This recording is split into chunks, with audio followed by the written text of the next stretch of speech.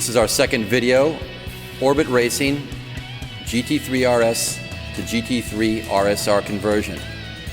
Well, we're into the real meat of the battle right now. And this was the part that everyone's been asking me about.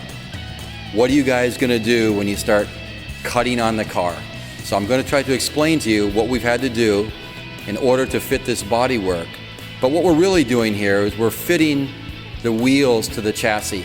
The tire we have to use on this car is very big, and there's absolutely no way it would fit underneath the factory flares.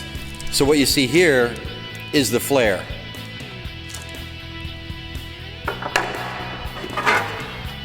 What we have here is the part of the chassis that we had to cut away. Back inside here, you can see all this metal through here. It was all handmade, and we're going to get to that in a little bit. But what we really want you to know is that this is not a do-it-yourself project. This is very involved. There's fabricating, there's basic engineering going on here, and what we're doing here is trying to achieve a factory-like finish when we're finished. I'm very excited about this next segment. This is something that a lot of people have heard about, but very few people have actually seen done in person. Dave Seegert here is an expert metal fabricator, and he's going to show us how he's using the English wheel to form the inner fender liners that we need for this car. Dave, go ahead and put that thing on the wheel and show us what you're up to. Well, before you start in the wheel, we have to run it through the shrinker, and that gathers the metal up, and then that's what you're using the wheel to shape the metal with. So you set your tension, you run it in there. You don't want to run over what you shrink. You want to go right up to the edge, and then it'll continue to form the metal and shape it. If you go over onto the shrink, then it'll just flatten the metal back out. So you just work it back and forth, and you keep working it until you get the shape that you want.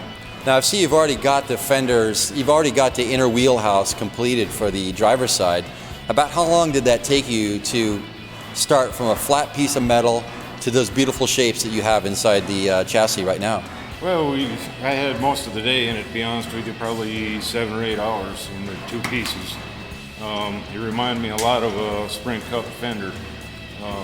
If you want precise and you want it to fit, and we want these fenders to look original on the car, you just keep going and wheeling and shrinking and wheeling until it fits and you got it exactly the way you want it. Then you can weld it on. I forgot to mention here, Dave is he's really from a NASCAR background. He's been working at Joe Gibbs Racing amongst many other places for many years, and that's how they build those NASCARs, is they take flat pieces of metal and they get on this English wheel and they curve them and shape them, and it's really mesmerizing to stand here and just watch these beautiful shapes come out. So Dave, how many times will you go back from the wheel to the chassis, back and forth? Is this to me it just looks like you're almost going to get it perfect the first time here. No, I wish it was that easy. I probably went back and forth with that first set on the driver's side this morning 50 times. You got to make sure you don't let yourself get frustrated, and it's a time consuming, it takes time to make it right. And you just got to keep working it, and you can't bunch up a bunch of metal and it pop right in, immediately. So it takes time to keep the metal smooth, and make sure you don't go too far, because once you get too much shape in it, you can't take it out. So it's just a long process. Well, I hope everybody sees here, it's quite a bit of an art form. He's making it look easy, but trust me, I've tried this.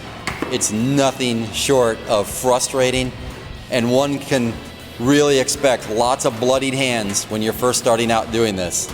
Thanks, Dave, and we're looking forward to seeing the completed product. All right, thank you. I'm standing behind our project, and over my left shoulder you can see a factory RSR. The reason that car is here at the Metal Fab Shop is so we can take exact dimensions off the inner fender liners.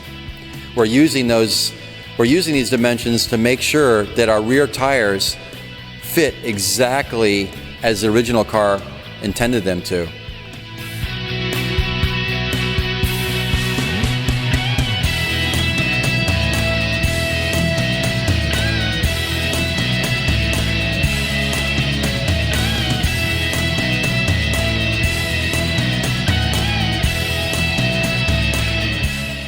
hope you're able to see all the detail inside our wheel housing.